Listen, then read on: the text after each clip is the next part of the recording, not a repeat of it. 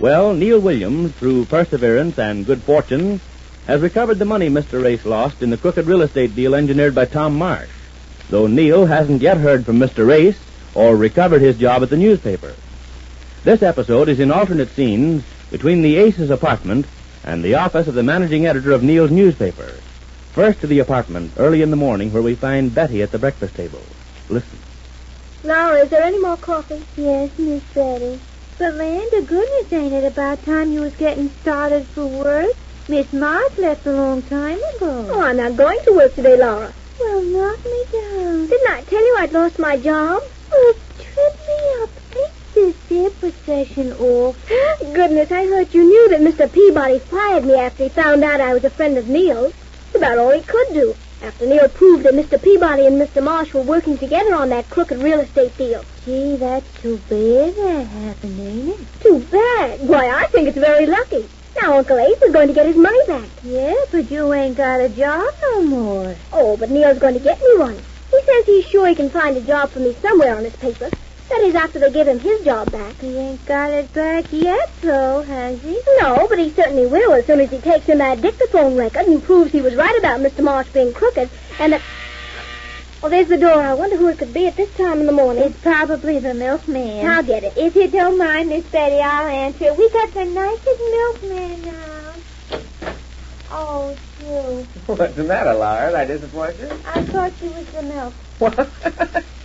Hello, Betty. Is Marge here? No, she just left. What in the world brought you around at this time in the morning? Oh, just on my way down the paper. I thought I'd pick Marge up. I'm going to see Evans this morning and let him hear that dictaphone record you made. Oh, fine. Have you got it with you, Neil? Right here in my overcoat pocket. Say, I got something else here I want you to hear. I got a letter from Ace. Oh, Neil, what did he say? Let me see it. I'll just hold everything. I got it right here. Sit down. I'll read it to you. Oh, I'm so anxious to hear it. I'll get myself settled here. It's quite a letter. I got to get all set before I read it. Oh, come on, Neil. Let's hear it. What does he say? Wait a minute. Dear Neil, I've just come to after reading the marvelous news your letter contained. And for fear of suffering a relapse, I won't linger too long on my gratitude, my astonishment, or my delight. I can only say that if I'm dreaming, I'm going to kill the guy who wakes me up. In fact, I'm afraid I will wake up and find that you didn't get all that money back from those swindlers, so I haven't told Jane a thing about it. Oh, he hasn't told Jane. Wait a minute, wait till you hear the rest of it. And not having told Jane, here's the plan I thought up. I'm going to surprise her. That is, if you can spare me a few more days of your time. I hate to impose after all you've done. Nothing. But here's the plot. I would like to buy back the home we had to give up, move back all the furniture, and reestablish it just as it was when we had to move out, and then I'll bring Jane home to the surprise of her life. What a surprise. Let's do it, Neil. Wait a minute, Betty. Here's more. I'll figure up some way to get Jane there on a pretext of some sort. And, of course, we'd want you and Marge and Betty and Cokie on hand to share in our happiness. Also, to help catch Jane when she swoons. Can't you just hear Jane saying you can knock me down with a feather? Oh, won't she be happy? What else does he say, Neil? Nothing much, just a few lines. Let me see it. No, it's nothing. It's just a... Let me see that. Nothing. Where is Why it? do you... Don't. Oh, yes. Neil, I think you know me well enough to realize how I feel toward you for all you've done to bring this about.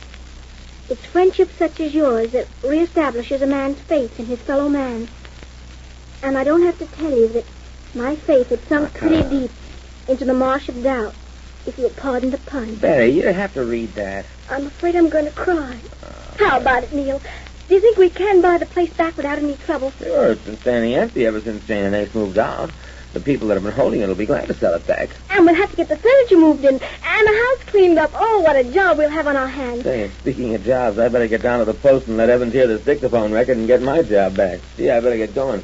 Goodbye, Betty, and listen, maybe you better start Laura packing things. You'll probably be moving tomorrow. All right, Neil. I'll help you get things ready.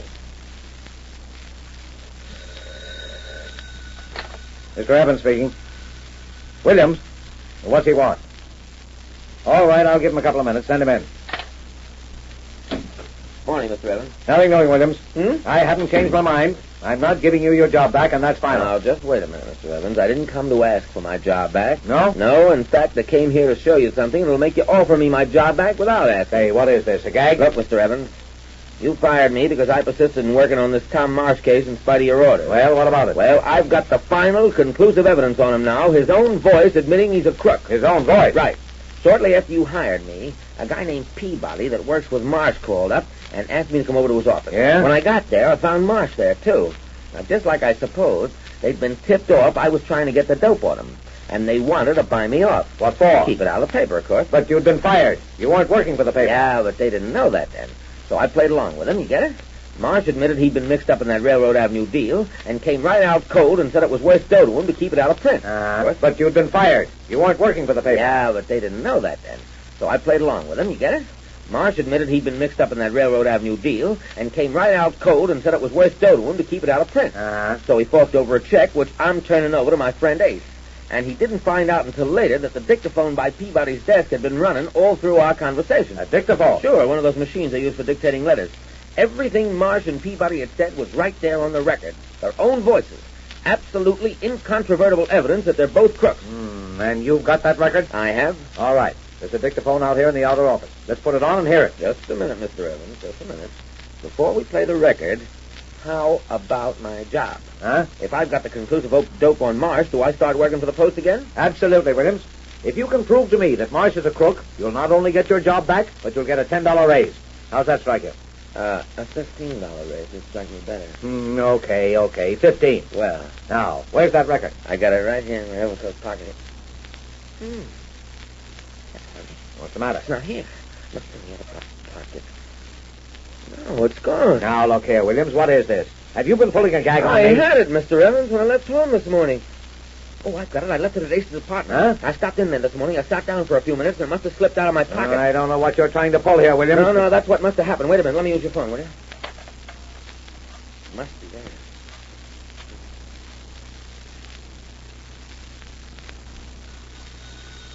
Will you see who that is, Laura? I'm busy packing my things. Yes, ma'am, Miss Betty.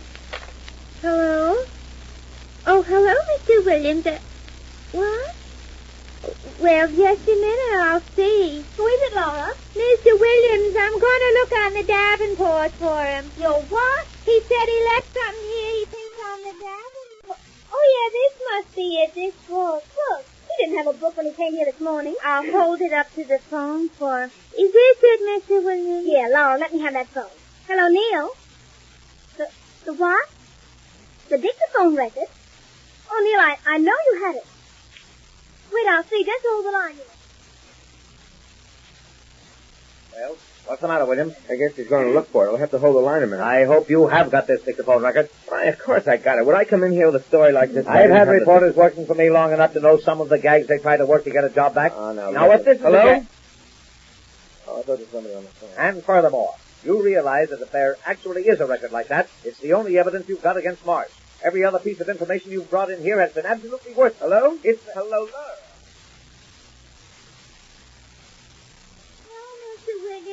I just wanted to tell you we ain't found it yet. Oh, for heaven's sake, Laura, come here and help me look. Yes, mister. Just hold the line, Mr. Williams. It isn't under any of the cushions. Oh, it must be, though. It slipped out of his pocket. Look around, Laura. Try to find it. I am looking. Oh, wait a minute, Miss Betty. What's this thing here on the floor right by the end table? Oh, good heavens. That's it. It's broken. Huh? Someone must have stepped on it. Oh, Laura. Oh, Miss Betty, you're going to go insane. Here, let me have the phone. Neil, come. Thank you, Betty. What did you...